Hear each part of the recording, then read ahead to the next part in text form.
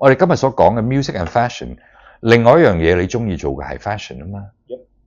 咁你個 fashion 你都有個 direction 你中意㗎，即係你 creatively 係中意做一啲你中意嘅嘢啦，絕對。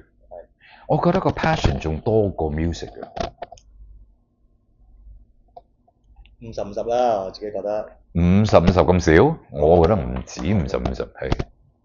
即係講到衫，你抄好啲嘢俾我睇，你即係你個 passion，I can tell。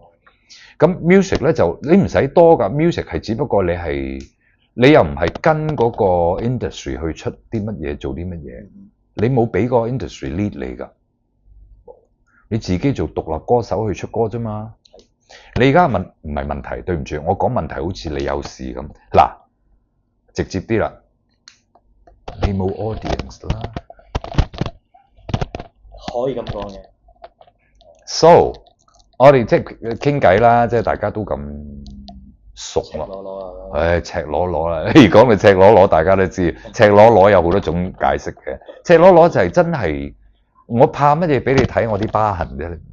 冇嘢可以。冇嘢想避忌啦。冇嘢避忌，同埋我想我哋即係譬如傾完偈，有時呢啲 interview 錄完之後咧。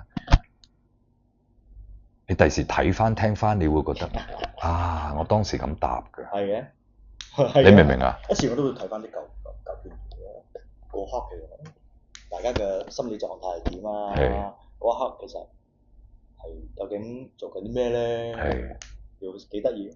好啦，咁我哋嚟一個唔同嘅拍法。我哋啱講咗好多，有好多表情。我見到你，我都見到有好多 capture 得幾好嘅。你啲笑啊 ，throw your head back 啊嗰啲，大家對望啊咁。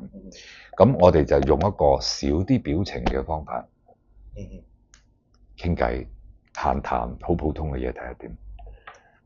確實先。